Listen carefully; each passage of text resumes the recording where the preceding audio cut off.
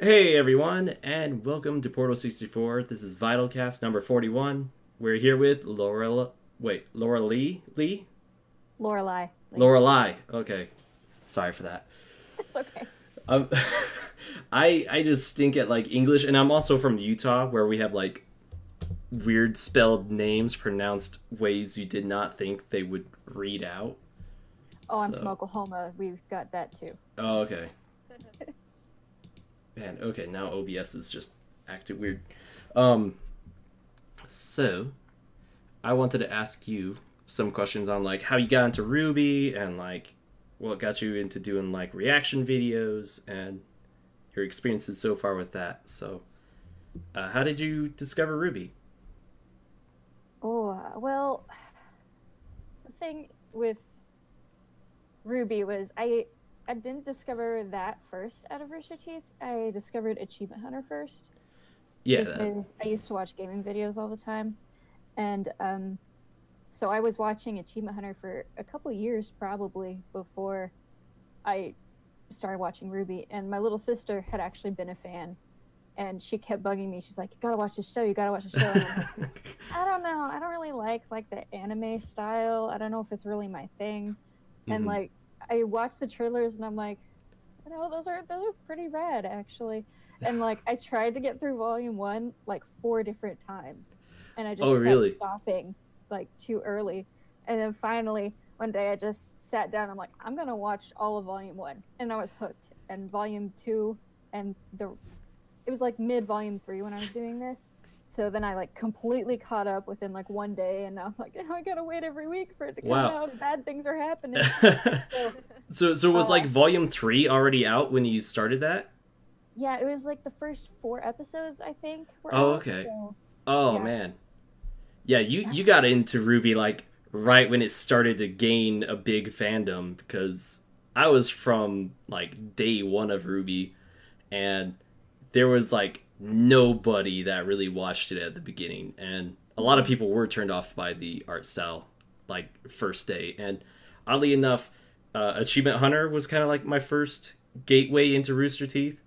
Like I saw one episode of Red versus Blue way back in middle school with a friend that like downloaded it on their iPod, but I didn't make the connection between Achievement Hunter to Rooster Teeth and Red versus Blue until I went from like Halo Fails of the Week to seasons 9 and 10 of Red versus Blue, and then the red trailer for Ruby, seeing Monty Oom's name attached to it.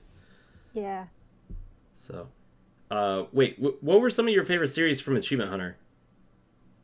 Um, I think the first thing that I watched that got me hooked on them was their Worms Let's Plays Th- because they're worms? Oh, like the game where they like catapult towards each yeah, other? yeah, Okay.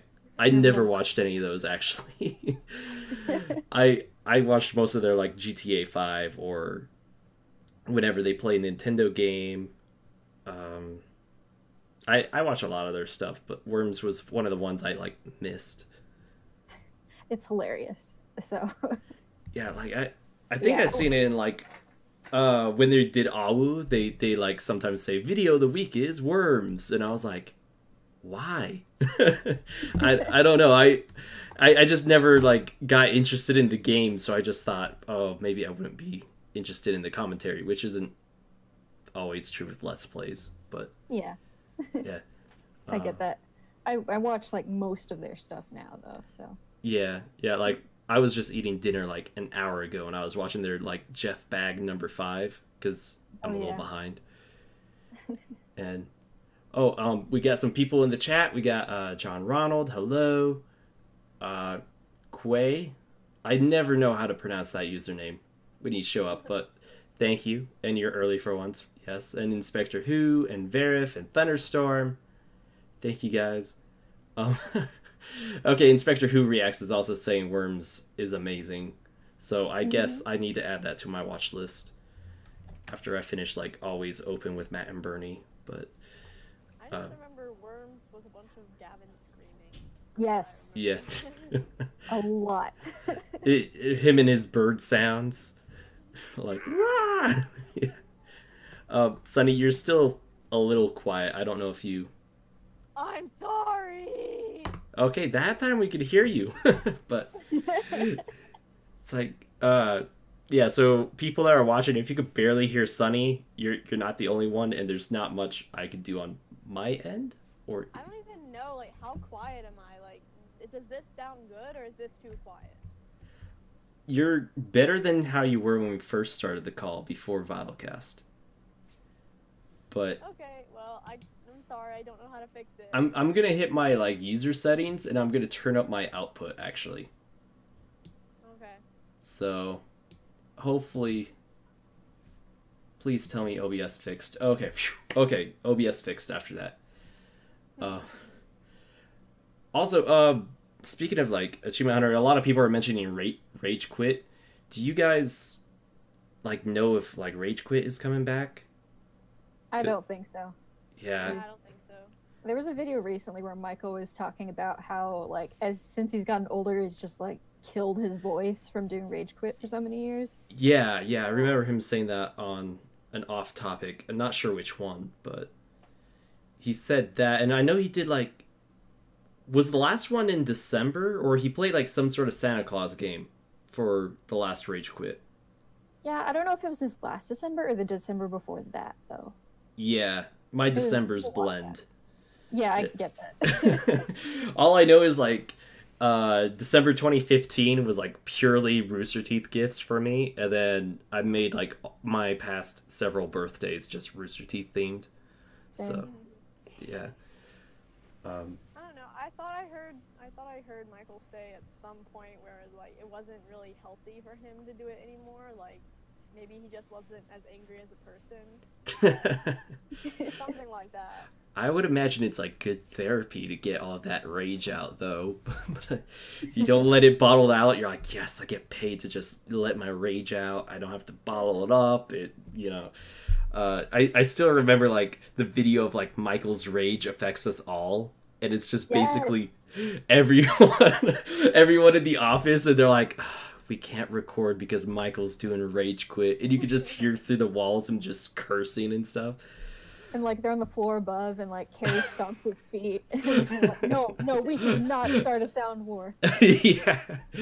Oh man, I love some of the older videos that they did with that, and they still have good videos, but I miss like sometimes the smaller production type videos that they did, or like RT Life. I wish RT Life would come back now that Bernie's vlogs are gone. But okay, so you went from Achievement Hunter into Ruby.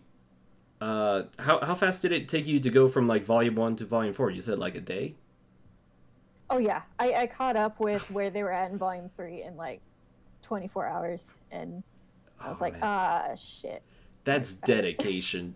It's really easy to marathon Ruby. It is really easy, but sometimes like, I mean, were you just sitting there like fully focused on the show, or were you like kind of multitask? Oh, really? Oh man, it is hard for me. Like I was trying to rewatch Spider-Man: Homecoming for my first time since seeing it in the theaters, and I couldn't sit there and watch it without doing something else as well, which is sad because I love Spider-Man. Like I was fully focused for the deleted scenes because I hadn't seen the deleted scenes before, but once the actual movie started, I started like leaving the room to go get food and other stuff. But I don't know, I have a hard time sitting down and marathoning things nowadays. I haven't had time to watch like anything. I'm so behind on every single thing. Yeah. Like I don't know when I last watched an Achievement Hunter video, honestly. Oh yeah, I mean Achievement Hunters, like their videos are longer, and for me, I'm having a struggle of like time restraints, and so it's hard to like sit down and watch like the Jeff Bag video. That's like 36 minutes long, and I was like, all right, this is the shortest video they've done in a while, and it's a Grand Theft Auto video, so I'm gonna watch it while I make and eat dinner. And again, I was like multitasking while doing it because I had stuff I was trying to get ready for this and all that. Yeah, I multitask when I watch their stuff a lot. Yeah. It's good background noise. You know what's really great background noise? The Ruby soundtrack. Yeah. Oh yeah. And they haven't announced Volume 5 soundtrack release date, have they? No, I don't think so. Because last year, Volume 4 soundtrack came out in March, didn't it? It was a little later than that. A little later? Usually it's like early summer. Yeah, it Yeah. was like May, I think. Really? Like end of May. I'm just gonna double check this because I remember last Volume 4 soundtrack coming out surprisingly early. I should probably type in Ruby before I type in Volume 4 because Google's gonna be like, Volume 4 what? Soundtrack release date. I am appalled that like pirating was like the third result right underneath. Oh, June 16th. Yeah. Oh yeah. What the heck? Why do I remember like March? I think Jeff was originally wanting to have an earlier release date, but then there's some stuff with Rooster Teeth. So And then they pushed it back. Yeah. Yeah. Yeah, I'm just really hoping like I don't know how you guys felt, but like I wished there was a few songs they double checked before they released it into the album. Just because of the fandom war that came from like having both Bumblebee and Morning Follows Night. Yeah. And everyone was like at each other's throats, and it was like, guys, calm down. It's the soundtrack. It's fun. Like, oh, you know. Black Sun versus Bumblebee is like the most toxic thing you will ever see. Oh yeah. Oh my god. Mercy. And like some like I don't know how people think about me when it comes to my stance. I'm like, oh, I like both the ships. Ships are just fun. I think Black Sun might become canon, but I think Bumblebee's more end game. But I'm like jumping on both sides of the fence. I'm like, come on, guys. I mean, but yeah. So, who is your favorite character for Ruby, or what was the main appeal if it wasn't a character? Like just from the beginning, like from what like hooked me into it. Yeah. Like what hooked you into it? Like once you finally sat down and watched all of Volume 1, because you said it took you a number of tries to get into Ruby. Yeah, and I think it's because I know that I've had a lot of friends who like have eventually gotten into Ruby but had this problem. Like the very beginning of Volume 1 can be a tough patch to get through. You have to get through like episode 8, Players and Pieces, before like that's the moment that hooks everybody. Yeah, the fight with the Deathstalker and the Nevermore. Yeah. Yeah. And I think I just not like fully reached that point before. And once I did, I was like, this is rad, and I need to watch all of this because it's badass girls. It's crazy fight scenes. It's great humor, and it's just freaking adorable. And I'm a big fan of the general hero's arc type of stories. Yeah. It's like, also, I'm a huge fairy tale buff. So the fact that so many characters were based off fairy tales, lore-wise, that really drew me in pretty quick. Once I figured that out. Yeah. I love Team Juniper for that. Yeah, Juniper, oh man. Like there were times while watching it where I was like, I almost love Juniper more than I love Team Ruby.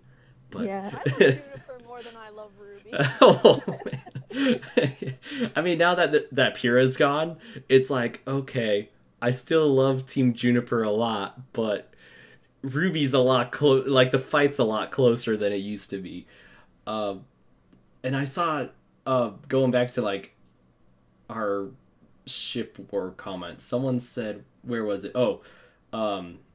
Quay said Black Sun, Bumblebee, Renora. Renora is the answer, and I think that's a good way to go. I'm like, yeah, Renora. Renora forever. Yeah, Renora. It's both canon and most likely endgame too. Childhood friends. Friendship is forever. Although, what did you think about like there being almost no Ren and Nora interaction during Volume 5? I was a little sad. Me too. I was like, all through the Renora parts in Volume 4, I was just like jumping up and down on my couch, like, Come on! Come on! That's what I've been waiting for. Yeah, oh man. And I loved like the memes that came from the Volume 4 finale for like I think it was mostly Brian Arndt making them, who was the compositor for Ruby for a few years. He had like a Nora, she's looking at Ren, she's like, "You want this tonight?" And she's like, "Yeah, I want this tonight." And then she lays her head on his shoulder. And then he did the same thing with Zwei and Tai. Like Zwei being like, "You want this tonight?" He's like, "Yeah, I want this tonight." And then Zwei like jumps in his lap or something. I'm like, and everyone's like, "Brian, stop! It's too much power." So, yeah. Gosh, you came into the fandom at like an interesting point. I mean, I think that's where most people came in since popularity just like exploded. Do you remember what they were trying to like tell you when they were trying to get you into Ruby? Well, my sister like was the main driving force getting me into Ruby, and she's younger than me, and she's actually come on my channel a couple times, but Okay. she was the anime fan. But the thing is that I'm much more of a fan sort of person, like fandom wise, Yeah. than she is. So once I like something that she likes, I will greatly overpass her in that respect. Like she likes Ruby, she watches Ruby, but she is in no way as obsessed with Ruby as I am now. Yeah. So yeah, she was just like, "Oh, I just want you to really watch this show. I think it's right up your alley. You should watch it." And like she like sat with me when I first watched the trailers, and she was like, "Oh, I like this character the best." And I was like, "You know what?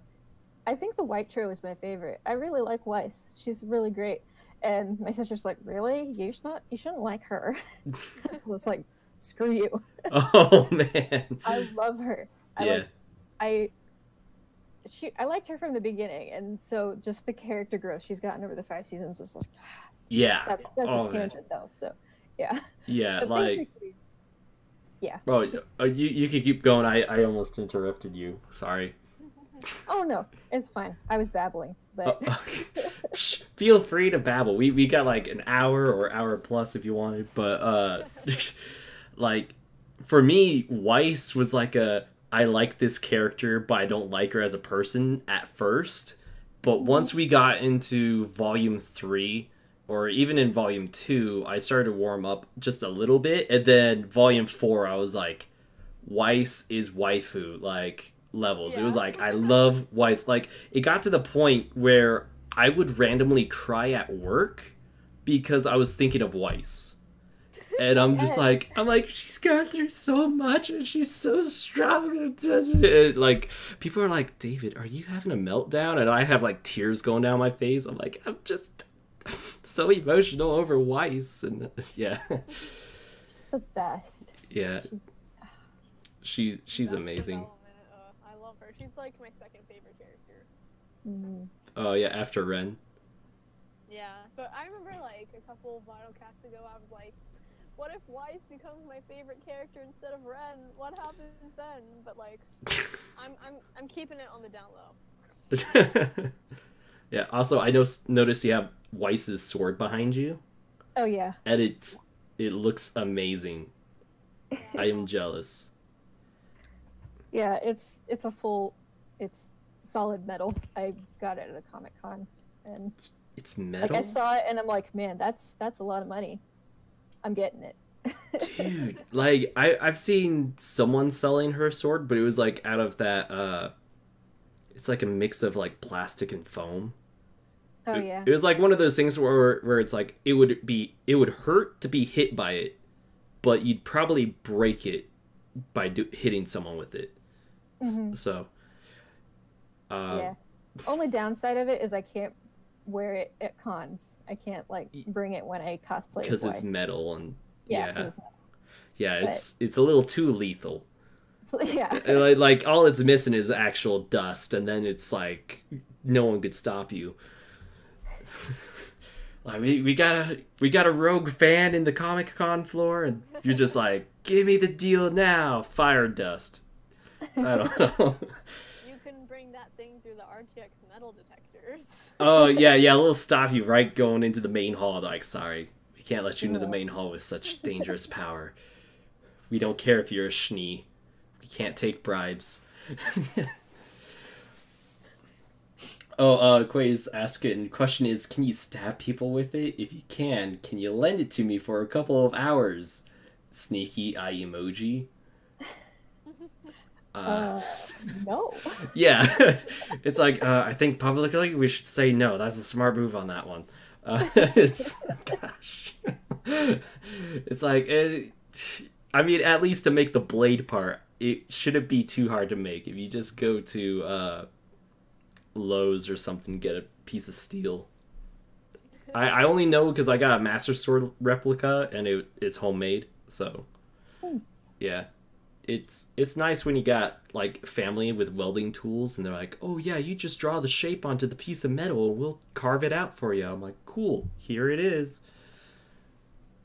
But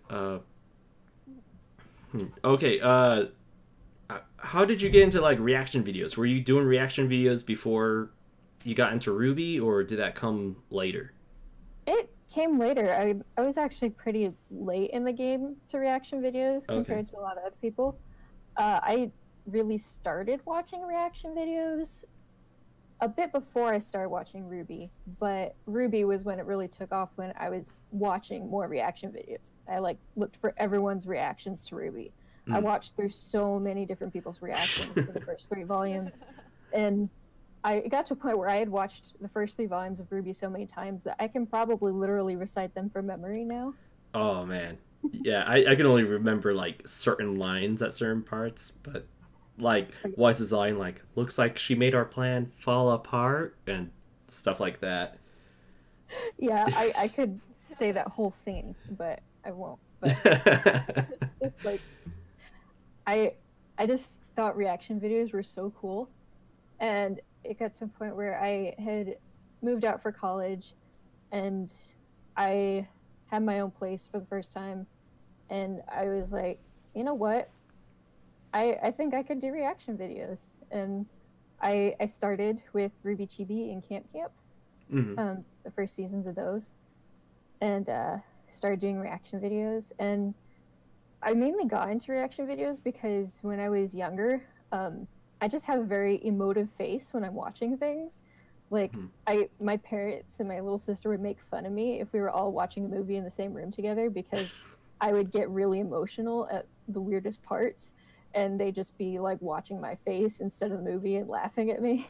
But oh man, you know what? That's like, having emotions over fictional stuff, I found, is sometimes a good thing on the internet, and I just channeled that. And so yeah, like for me, for a long time I was like kind of the opposite. When like watching stuff, I was always very stern faced and unemotional, but I was kind of that way as a person as well, just of like consequences of life and growing up with the life I had. But once I started doing reaction videos, because I was passionate of Ruby, and all throughout Volume 3, I kept going, I'm going to make a reaction video. I'm going to make a reaction video. And it wasn't until the episode Penny died that I finally started doing it. Well, the episode after Penny died. Seeing Penny die, I was in my room alone, laid in bed, watching it on my iPhone, and I just cried. And I was like, that's it. Next week on, I'm going to be doing reaction videos for Ruby. And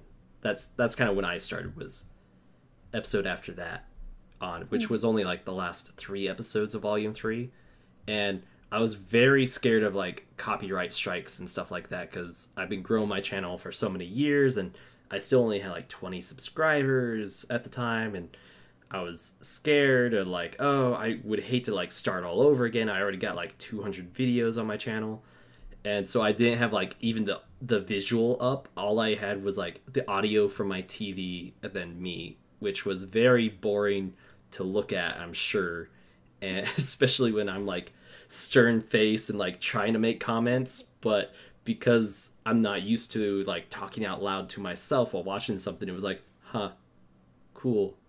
Oh, Ruby, that's sad. And it wasn't until like the big moments where I got very emotive, and but it was great, because that was like my first interaction with talking to a lot of fans at one place, because I got like a lot of comments and a lot of views, and that's what I love most about reaction videos, is seeing what other fans think and talking to them in the comments. Yeah, definitely. It's all about the discussion for me.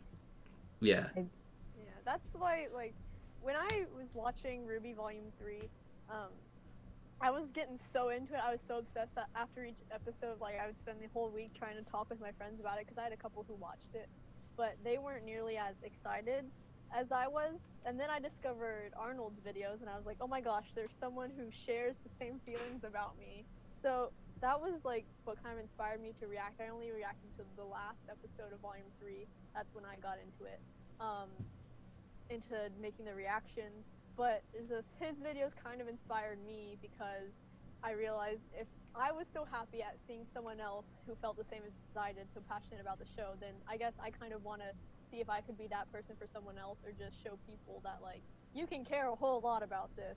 Or just, I don't know how to articulate it, but that's basically my feeling. Yeah, exactly. Because, like, I know that when I was growing up, like, I didn't have a lot of friends. I was a bit of a loner kid, and the friends that I did have were usually much interested in very different things than I was. So I think reaction videos are great, because you can go be with like-minded people who are just as excited about the things that you love as you are, and be able to discuss that with them, since maybe people in your life aren't as interested. And it's a great outlet for that, and that's why I'm always going to be supportive of reaction videos. I think they're great.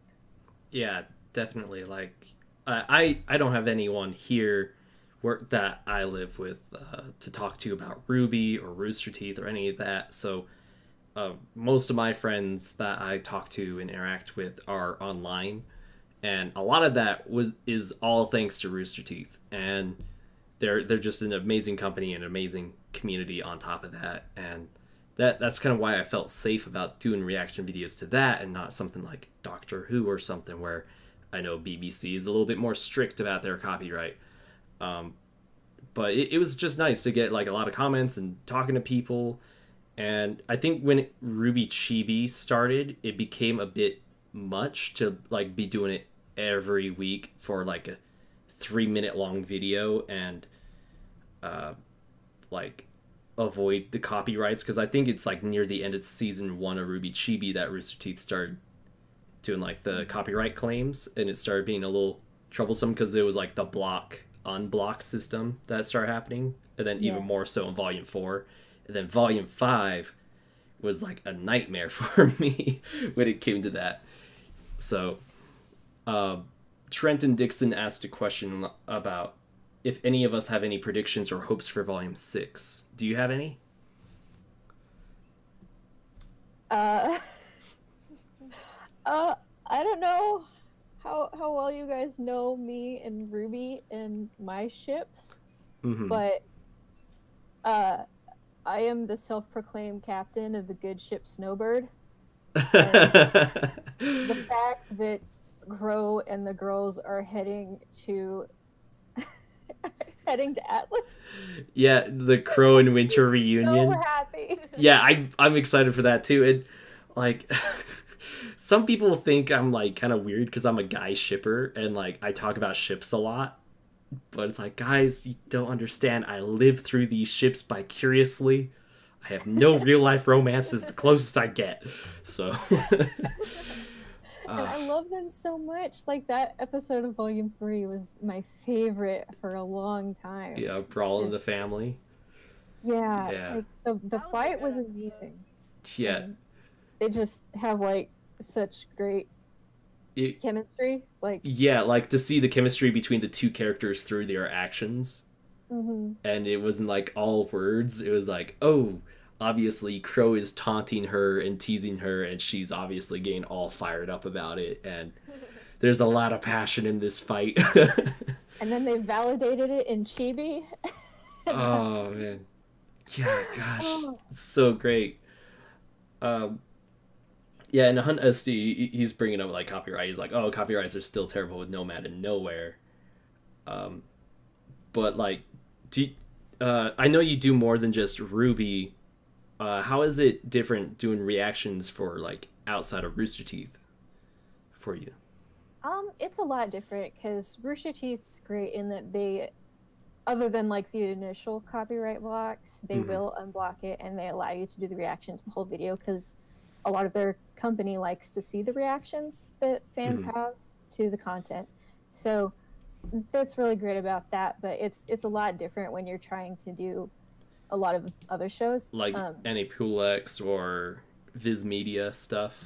Yeah, it can be a nightmare, but I'm also not a fan of like going over copyright limits because I'm like being a creator of stuff myself. Like it's I get it, and so I I always keep the footage under 10 minutes, which is the typical YouTube cutoff, and heavily edited and mostly parts where I talk over the video or have heavy reactions to it so that it is transformative in some way. Yeah. I'm not just like trying to spread out the media for everyone else. A lot of people attacked my like earlier reaction videos for like Chibi or Volume 4 even for like not doing that. Like you just had the whole video, you can't just do that. But I'm like, but Rooster Teeth gave permission. And some people like didn't even care that Rooster Teeth said go for it. They were like, you're still doing this to Rooster Teeth and hurting them. And I'm like, hey, look, I got like 3,000 views on this. That's like $1 in ad revenue that Rooster Teeth's getting because they claimed my video. And you know how much merch I freaking buy from this company? I have more than gave them money in return of what they could have potentially lost from people watching my videos. Especially once I became a double gold member, it's like, psh. But and speaking of like the company watching videos, I had Kim Newman comment on my Nomad of Nowhere reaction today, and she corrected me on something. I made a mistake of saying Jordan Schwartz was the creator of Nomad of Nowhere. I think he's the director from the episode I saw today. It said directed by Jordan Schwartz, but the creator is actually Jordan Whitman. So different Jordan. And thank you, Kim, for pointing that out. And I pinned her comment so people see that when they go down to the comments. But anyway, sorry to sidetrack there. That's good. So, do the companies fight you harder when they make the claim on those videos, or does it become too stressful at times? Sometimes it does. Usually, if a company will just claim ad revenue, I usually just let it slide. Yeah.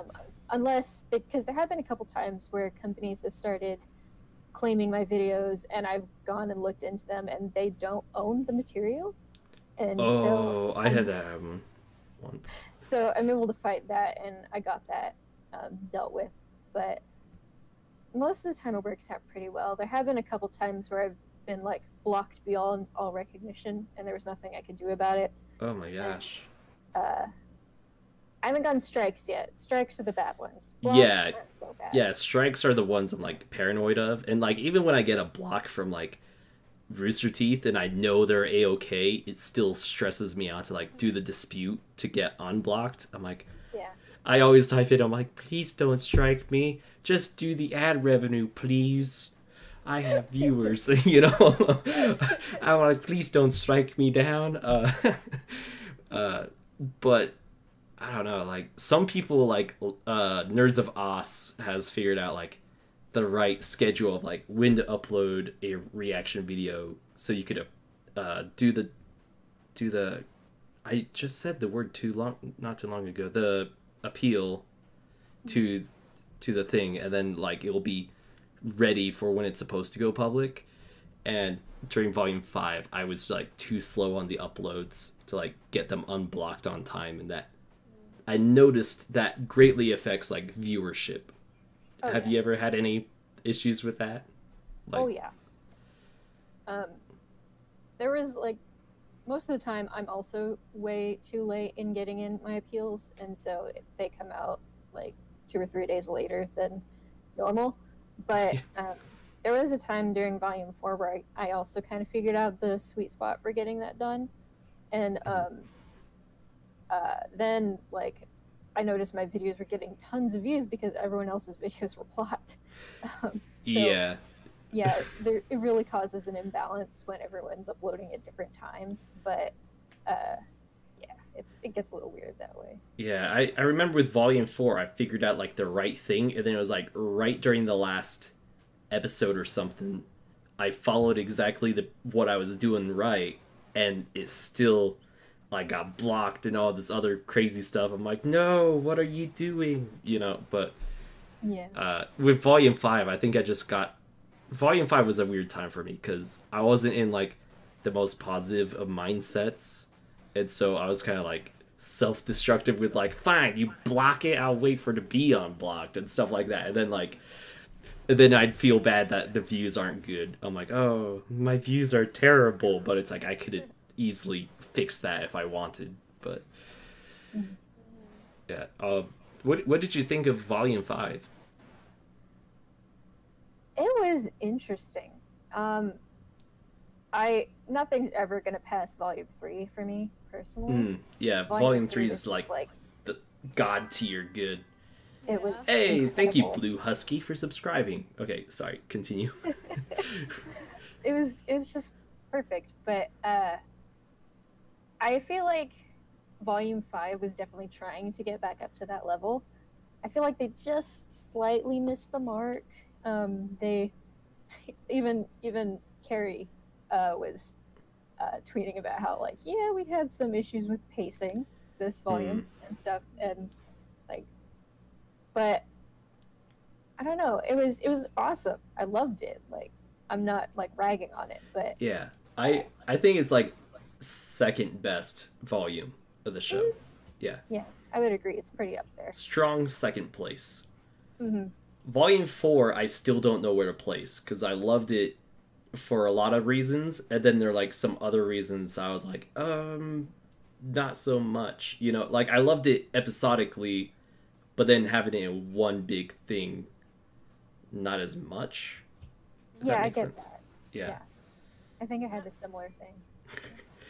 It was I don't know, when they did the Ruby AMA after season 5, like Miles and Carrie, they really, based on the AMA, they really recognized the issues with Volume 5, and like I think they really took everyone's like suggestions or complaints, like they really thought about them. So I think from here there should be less of those like pacing errors or character development that's non-existent for like Ruby or anything like that. So I'm hoping they're really focusing on like dealing with that. Yeah.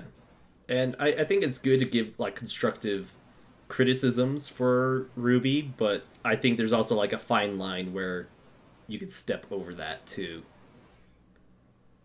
And also, is anyone else getting like this like fuzzy noise? Yeah, I am. I don't think I am. Huh. There it goes again. I get Sounds like whenever you talk, David. someone. It's whenever I talk? That's what I hear. Because I hear it when... I don't know. For me, it's constant. I don't know what's going on. Crap, where was I going with stuff? Oh, yeah, the pacing. The pacing was definitely, like, a big issue. But I think pacing will be fixed now that Team Ruby's all together. Yeah. They've got their timelines all ironed out now. Yeah. Wait, hold on. I'm gonna unplug my mic real quick, because I think it might be my mic.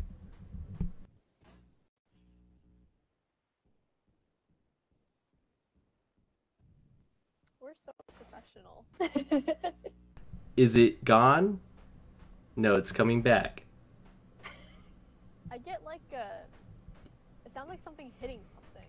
Yeah, it does. And it's coming through, like, my desktop audio, not my microphone, it looks like.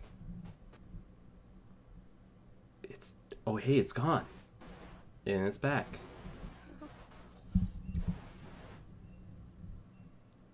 Maybe it's like a weird...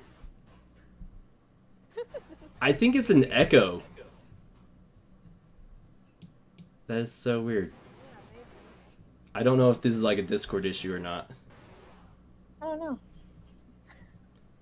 Oh, because I can't hear it at all. Really? Yeah. Man, I'm just crazy then. maybe if I just change the output, and then can I lower my... Okay, I'm lowering my input volume. Can you hear me all right still? Yeah. Okay. If my computer could stop arguing with me. I still think it's my microphone. I hear the static when you're talking mostly and a little bit. Yeah. Okay. You guys could talk about Ruby Volume 5 for a moment. I'll still be able to hear you, but I'm gonna unplug at where my microphone connects to the computer and not, like, unplug the thing where... Because I unplugged the microphone and not unplug from the computer. Sometimes the USB ports are ugly on this computer, which is why I'm getting a new motherboard. But anyway, discuss Volume 5. Sorry. What was your least favorite part of Volume 5? It was definitely the Blake storyline. Because I like where they eventually brought it. I liked all of the elements they brought to it, but it just took way, way too long to get there. And it's, I don't know, it was, because the rest of Volume 5 was bringing the other girls together gradually and, like, bringing the storylines together. But then you still had Blake's storyline off doing its own thing. And it was necessary, but I feel like that was just one of the pacing issues. That it was just kind of, I don't know, it was a bit too much for me personally. And I don't know. I liked it, but it dragged a bit, and that kind of bugged me. But Yeah, I agree with that. I don't know, I haven't heard many people say that about Blake's storyline. I've mostly heard people say like, it was confusing, like if she was some weeks behind or anything like that. But I don't know, for me, my least favorite part of Volume 5 was just the lack of fighting at the end. Like every single scene, people were just standing around. oh yeah, that was... This sucks. Yeah. I think the worst one was definitely the scene with Gira and Sun and Blake, where they had the brothers grappled on the ground, and they just stood there discussing what they were gonna do next. Yeah. Like, knock him out! He's right there! Yeah. And then just like, we literally saw no fighting, well, okay, not literally, but like basically no fighting between Ruby and Yang and Mercury and Emerald. Like, that's the stuff I wanted to see, and we saw like literally none of it, and at one point like Ruby's weapon was away and they were just standing there, and I was like, do something, please. Yeah, I feel like the fights this volume weren't... Like, there were some great ones. Like, I loved the Weiss versus the Wasp Grim. I forget the name of it. And then, of course, the Raven versus Cinder fight was... I love that. Off the wall. It was amazing.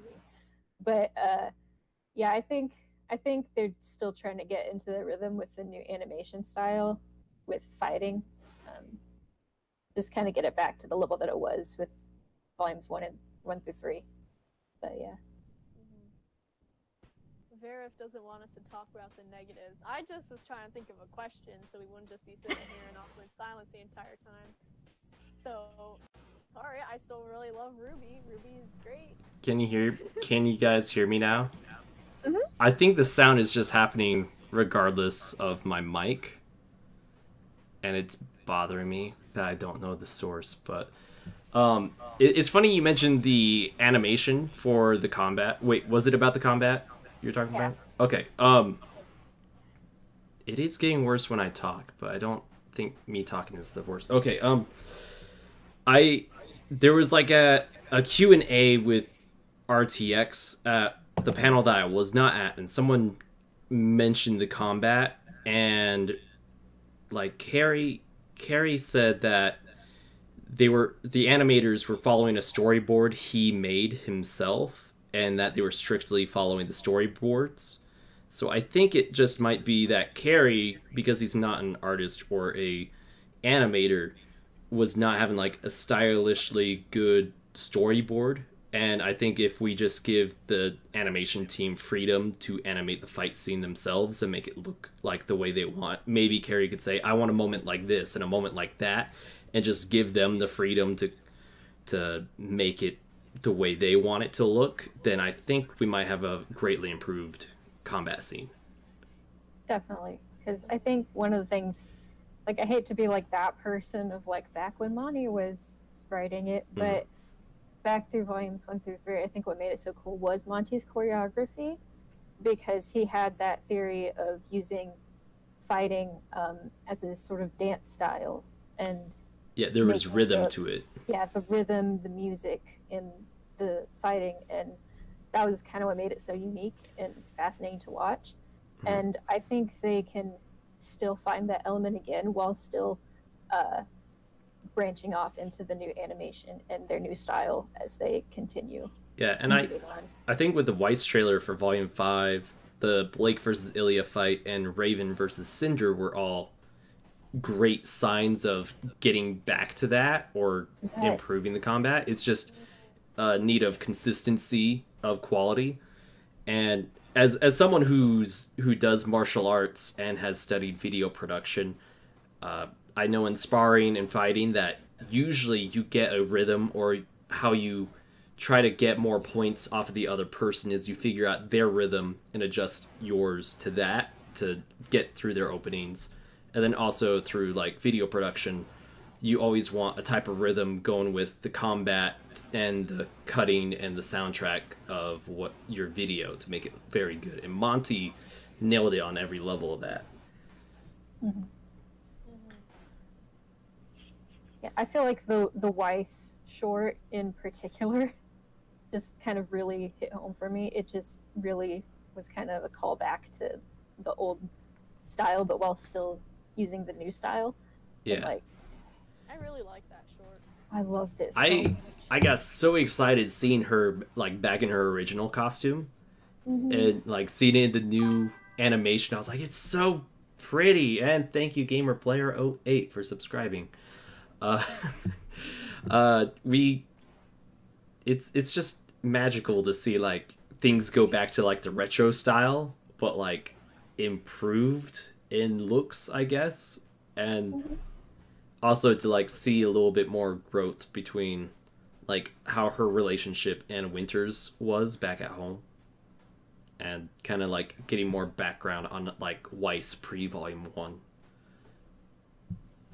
Yeah, we need to see Weiss's mom like as an actual character model.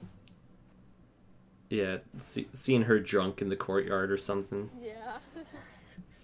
Or a Schnee family dinner, like Weiss getting caught again, then having a big, not so happy family dinner. Oh. Yeah. Yeah. Let's see. I'm reading one of the comments and it says Brandon Dodge is saying, I have a feeling that they're being forced to getting Ruby out at a certain date. Oh, he's talking about like the release schedule for Volume 6 and stuff. And yeah, people are saying they could wait longer for a better volume. Oh yeah, like yeah. I made a tweet about that like the day they announced the release date for Volume 6, or not the release date, but saying it's coming out this fall. And I said, hey guys, for like the animation team's sake and for quality's sake, I'm more than willing to wait till like spring 2019 or even summer 2019. And I had a number of the animation team like the tweet. And I was like, that's a bit telling. But yeah, I definitely think because they're doing so much now, and like that's, you know, it's natural, they're growing as a company.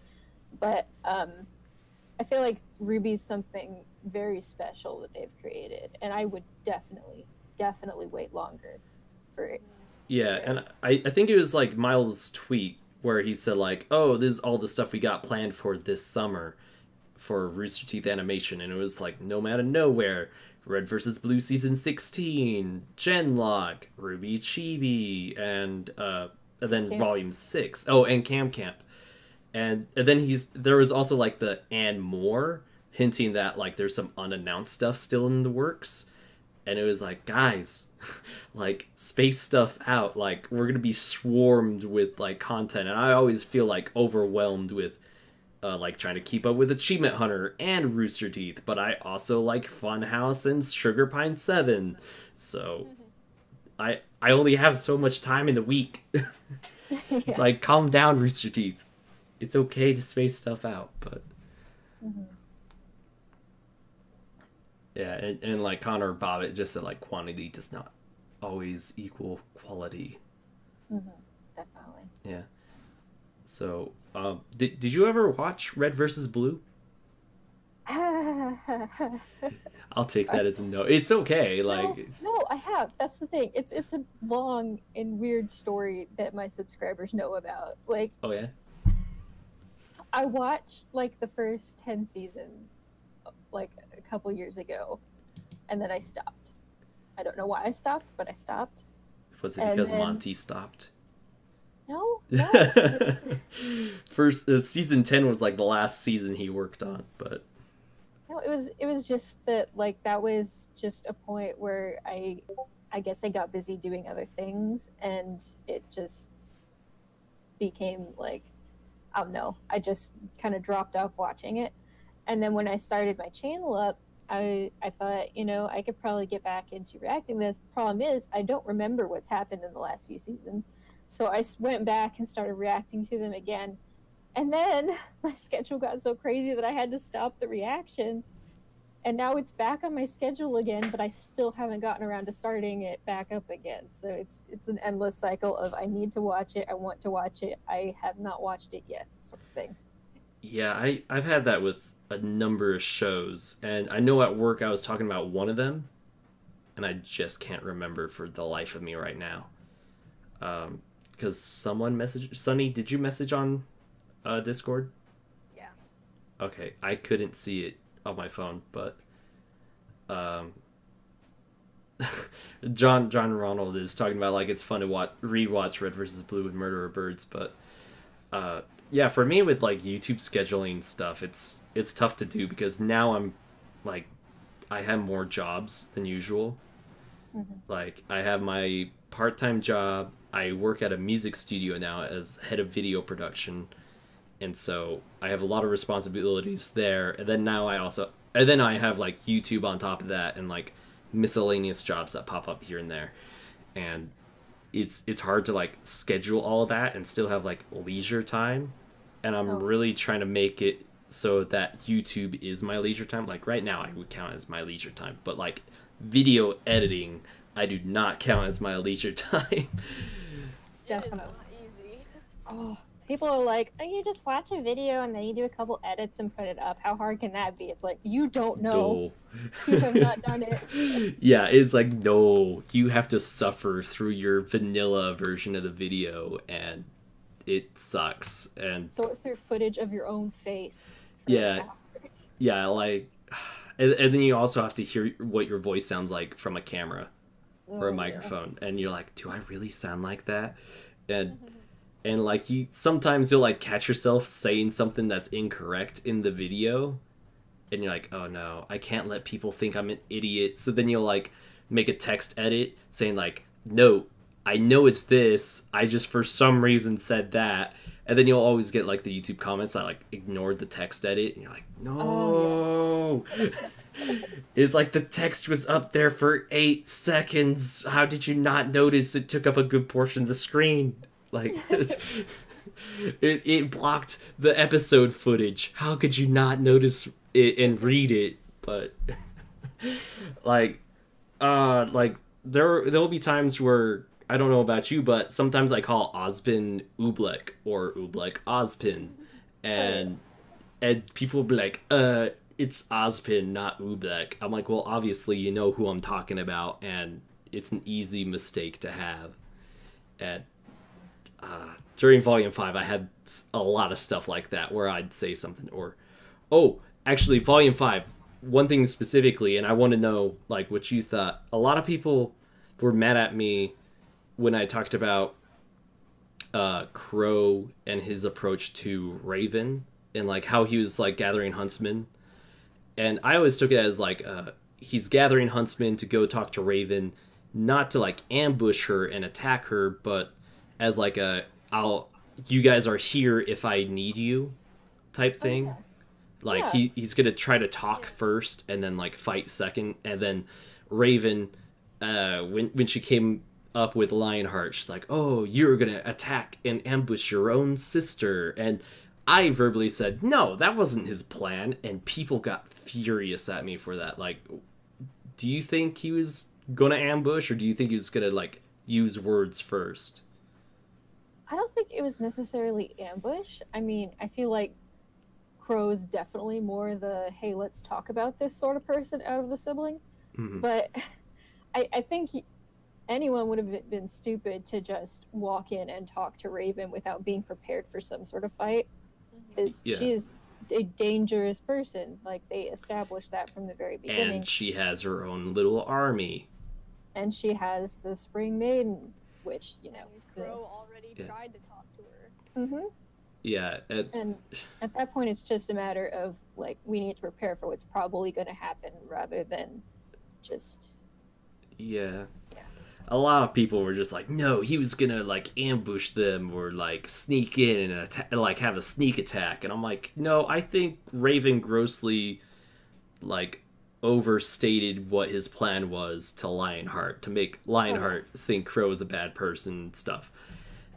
But people were just mad at me. I was like, guys, stop. It's a show. Leave me alone. I think just like the general trope of like the RWBY comment section, definitely like not. I think it'd just be YouTube comment section. Like, well, it doesn't need to be just. Like, okay, the RWBY fandom can be really toxic. Like, not the people watching this, but like they can get so pissed over something if you don't totally agree with them, or like even if you're like, oh, this wasn't my favorite episode, they can get really mad. Oh like, yeah. Everything is great. I love RWBY. RWBY's perfect. Like, okay. For a while, I was doing a joke where I pronounced Blake like Blake, based on a and like I did it for a while, and the people were all like, "You're an idiot! Like Blake is not pronounced that way." And I'm like, "It's a joke." Yeah, I mispronounced Jean once as John, and people are like, "It's pronounced Jean, not John," and it's like, guys, I said his name correctly 6 other times. Like, I slip up one time. Like, yeah. I love this fandom, but just the random bouts of toxicity just get me frazzled. I mean, a lot of the fandom is young, so I don't think they know proper internet etiquette, which, you know, no one teaches you because the internet is still such a like a new thing for conversation and whatnot. All right, and okay, Sunny, I saw your message that time. Yeah.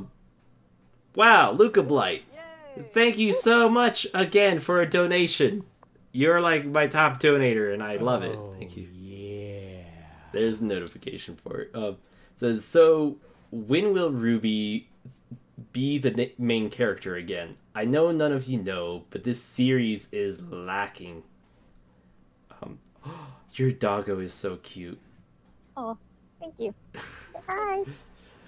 Well, it's kind of like I talked about it earlier, the RWBY AMA, they really recognize that they need more stuff actually about Ruby, like Ruby Rose. So I'm thinking they're going to focus more on her starting next volume.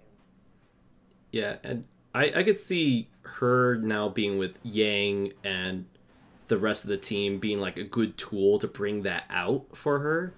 Because now everyone's all in the same space and they could use it to like talk more about Ruby with Ruby, because I think Volume 4, the main problem with Ruby not being focused on was that Weiss, Blake, and Yang were all by themselves, but then when you had Ruby, she was with Team Ranger, and often the focus was on them and not so much her.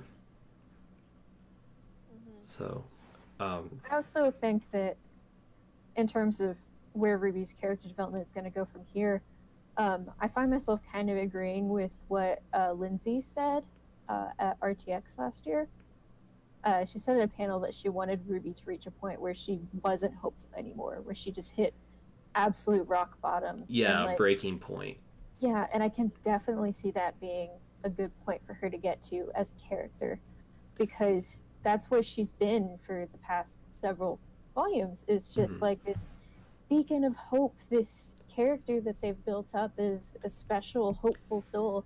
And for her to kind of get to a point where she's like, but I'm not that. I'm still very much a kid and I don't know what I'm doing. And like just breaking, like I think that would be an interesting and good direction to take it. Yeah.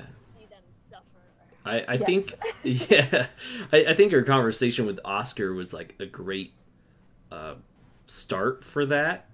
It was just so late into the volume, but it's a good thing to look forward to, and it's a nice that she had that conversation so we know that the writers are aware of that we need it, and they're like, hey, we're gonna bring it. It's just it I don't know, I just felt like they had so much time with like Ruby and Team Ranger to like bring that up sooner. So Team Ranger had like a lot of filler for Volume 5, I think. All the action was with Yang, Weiss, and Blake. Or more Blake than anyone else. I think she got the most stuff done in all Volume 5. But crap. I keep forgetting what I was gonna say next. But I think Weiss being back with Ruby would be a good opportunity, because Weiss, she's kind of becoming the team mom. Oh yeah, I've made that point before. Yeah, so it's like I could see her being the team mom and like noticing Ruby kind of in this stage of forced positivity and calling her out on it, or not so much calling her out on it, but talking to her about it and be like, hey, you know, like, do you need someone to talk to or something? And I found it kind of odd that Ruby would open up to Oscar and not like someone on Team Ranger about it. But the scene, because Oscar was asking about it, made sense. But I would have thought she would have opened up to Jean. It kind of makes sense to me though, because it seems like everyone else just has like so much baggage at the moment and is dealing with all their own separate things, and Ruby's just that person that's always wanting to help. It just feels like her own problems and worries kind of fall by the wayside. And for her to connect with Oscar, who's someone else that just kind of got dragged into this whole situation, powers that he didn't expect, sort of thing. I think that was kind of natural thing, honestly, just to connect with someone else who kind of was on the same wavelength. Like they both really want to help people, but not necessarily in this way, you know, like. Yeah, or it's not what they expected. Yeah, that's a better way of phrasing it. Because I think Ruby is still like in denial of like life is not a fairy tale and like it's not all heroics, and she's like aware of it, but she doesn't want to admit it. Yeah, definitely. So anyway, that's kind of like all the time we got, because Sunny's got to go. And thank you so much for joining, and thank you for like saying you want to be on the panel for RTX. And I'm hoping, love to be on the panel. I am hoping that we get that panel. I haven't heard from them yet, but I think the deadline, I don't know when I will, but the deadline is in 3 days, so I expect it will be after the deadline. So I probably have a lot to sort through though. So yeah, I don't know if I'm going to RTX yet. Like, oh my god. Yeah. This was a lot of fun. Thank you for having me. This was awesome. Yeah. We'd love to have you on anytime, or like if you want us on your channel when you're available with that. Good luck with school, by the way. Like, thank you. I know how it is to like have to like drop something you love to like get stuff done with school, because my senior year of high school, I had to like drop YouTube for a while, and even dropped a video production class to make sure I finished my history credit in time to graduate. So it's not easy and it's not fun. But yeah. So anyway, guys, thank you for watching. Thank you, Luca Blight, for donating, and I will boop you next time. Bye.